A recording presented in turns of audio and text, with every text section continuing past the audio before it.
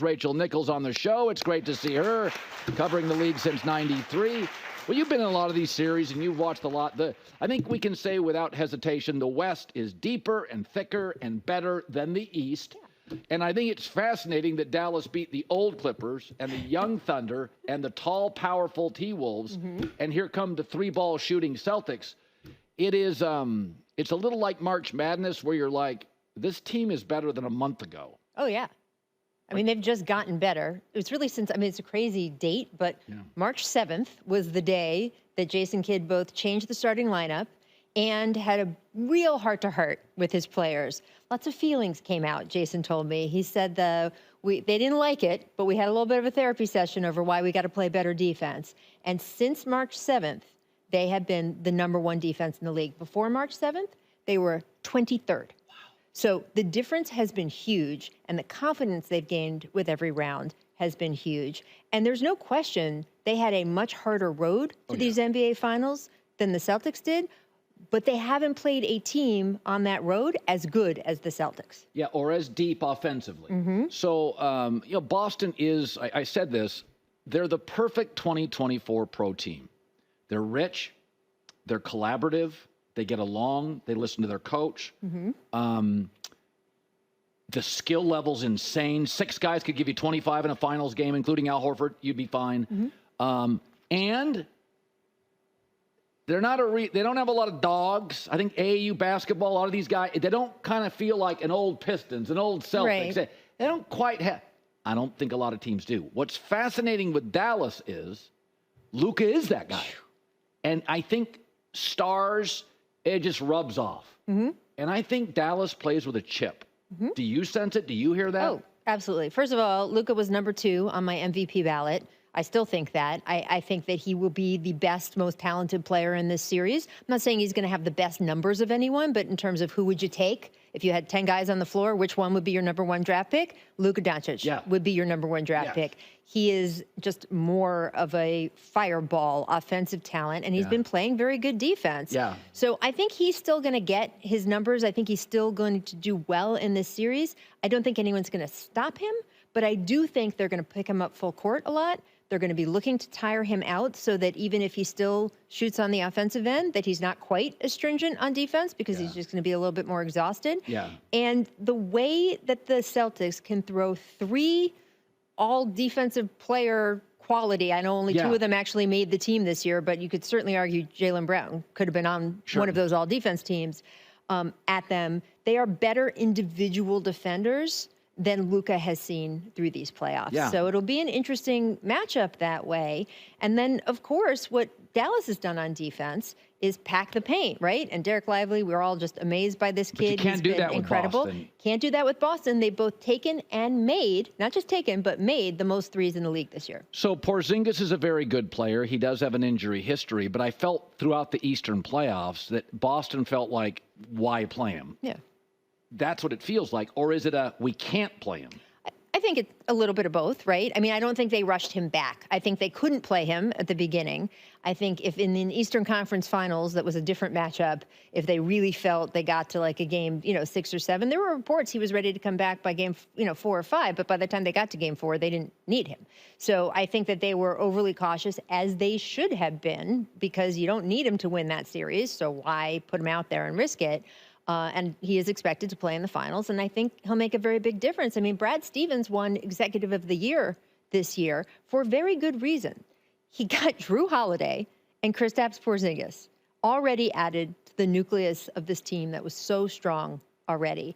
And that's why sort of 1 through 5, at least with those top 5 starters, they have a stronger, complete starting 5 than Dallas has, even though Dallas will have the best player on the floor. So it's a bummer for Mark Cuban, who got a title out of it. Thank God Mark got a title. If he'd have sold it now. I mean, I think he's still a minority owner is what I saw flash across the screen. Trust me, if the Mavericks win, Mark Cuban's getting a ring. And he's a lot more visible. I met the new ownership. Mark actually introduced me to the new ownership in Dallas, and they're lovely, but they're not the same. I mean, he is out there. He is out front. They are not interested in that. They like owning the team. It's going to tie into some other larger plans that both they and Mark have, but they are not interested in being on the sideline and being, on TV and being the guy or anything like that. And Mark still is, and God love him. He certainly deserves to be. He has sweat a lot with this team. Yeah, no, right along with the players. No, I've said for years, Dallas is an underrated NBA brand. I no state tax, right in the middle of the country, no 5-hour flights. But that's Mark, not the no taxes. That's right. But I remember before he bought the team, guys didn't want to be there. It just felt like a cowboy town. Yeah, it was a losing proposition. They were awful for years. And yeah, the team wasn't good. And the facilities weren't good. Yep. And the first thing he did was come in and completely change the players' locker room. And it is the prototype for what we now see as a players' locker room, but none of them were like this. Wood paneling, the big comfy chairs. I remember. Putting like a game system. I remember people criticizing and going, it's going to be soft. Too comfortable. You know what? It was a recruiting tactic. Yeah. And it worked. Yeah. It changed the perception. So it's interesting. The last two, I've spent a little more time in Boston recently. And so the last 2 times I've been in Logan Airport in Boston, I've had Celtic fans literally come up. And it's palpable. You can feel the pressure. Yes. You've got the Patriots dynasty, the Red Sox, the Bruins. It's a winner's town. And Boston wins a lot, but not a lot of trophies. And people are like, yeah, we're good, right? Like, I think we're pretty good. And I'm like, yeah, you're excellent. But I do think it's very difficult when you dominate the East. Were they 12-2 in the playoffs or something? Yeah, and just all season. I mean, it's literally the most offensively efficient team in history. It feels like, you're a boxer, you get into a fight, and Dallas has got a Tyson quality where they'll knock you out first round. Yeah. And I don't know what you can practice hard, but has Boston been tested? They were 500 against the top Western teams. So I feel like I know what Boston is, but I kind of feel like I want to watch the first 2 games of this series. Do you expect them? Like, I think Dallas is going to come out and be like, we've been in battles for 6 weeks. Yeah. Yeah, but look, Dallas will have to play better than it has played the entire playoffs. They will have to go up a level to really compete with the Celtics in this series. I agree with the odds makers. I think the Celtics have an edge, but I also think it could be a long series, and that if they get into a long series and it's game 6 or game 7, the pressure's all on Boston. That pressure you talk about is so important. Yeah. And what I've been so impressed with is that Luka, from the moment he walked into the league, has never bowed to pressure. I mean, he is just a killer. Yeah. And Kyrie has so much peace and confidence right now. It is so fascinating as someone who's covered him his entire career. I talk to him often. It is so fascinating to watch the stage that he is at now. He is going to walk in that arena completely calm, with everybody yelling and screaming. Remember, one fan threw a water bottle at him, during his Brooklyn tenure. I think, honestly, it's not going to affect him, and it's only going to fire Luka up. Yeah, no, I think so.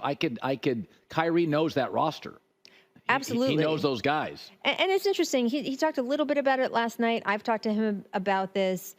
He really, when he got to Boston, his grandfather died pretty early in his Boston tenure. He was very close with his grandfather, and it really affected him. He's used the word dark place. He said, it sent me into a dark place, and I wasn't really able to handle then all the other emotions and things going on with the team. And he said that, look, I didn't handle things as well as I should have with the younger players. Remember, there was a lot of locker room friction. Yeah. And he said, I didn't have an outlet. I didn't have a way for that to come out. And I think, all of us in life, if you just keep burying things and you keep it inside, it's going to come out in the wrong way. And that is part of what happened in Boston. And he has completely changed the way he processes off the court things. He said, I unpack them in a healthy way now. Yeah. And the change is so palpable in how he has matured, and he's the first one to talk about that. And Jason Kidd, of course, has had a big hand in just how comfortable he's made it for Kyrie and Dallas to be his best self. Yeah, if I was Boston, game 1 feels essential.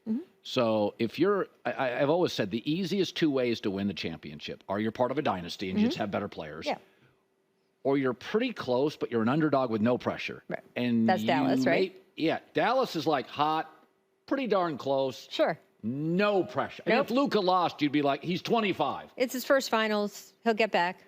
But if you go into game 4 and it's 2-1 Dallas and Tatum just comes off a stinker, what does the finals mean for Tatum?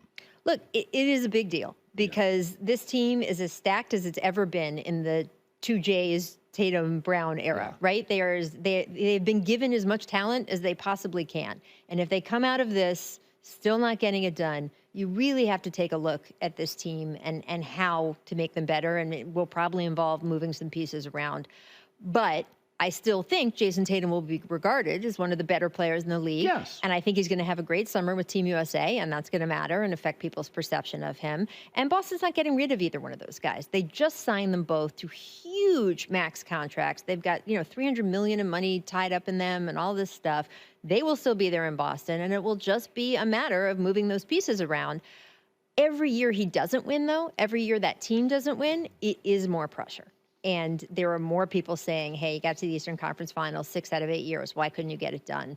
There's people saying, hey, you look tense at the end of big games. Even though the overall clutch numbers are good, in the hottest, brightest spotlight, sometime that pressure does seem to get to them. All right, finally, J.J. Redick is on a broadcast. The Lakers haven't named a coach. It feels like it's him, kind of, right? Yeah, I mean, look, if they give JJ the job, which is certainly what all signs point to at this point, and what I've heard and what multiple reporters have heard, they're not going to announce it until after the finals. Out of respect for him, out of respect for the broadcast partner, ESPN, they're just not going to do that. So the longer this goes on without an announcement of someone else, the more likely it is that this is what they're waiting for, and this is who they're waiting for. Now, by the way, Warriors interested in Darvin Ham. I'm happy for him. It looks like he'll get in their rotation. I think I told J-Mac, I'm in the opinion business and the prediction business. I want to watch game one.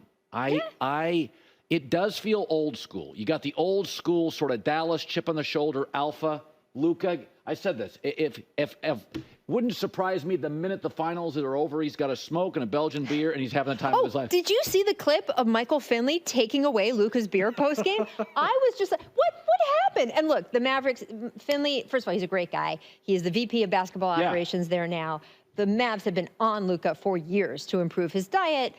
Take back a little bit of the drinking during the season. As Luka once said, how do you recover from an injury? He's like, I have my recovery beer. Remember he said that? So it's been a sort of big picture issue.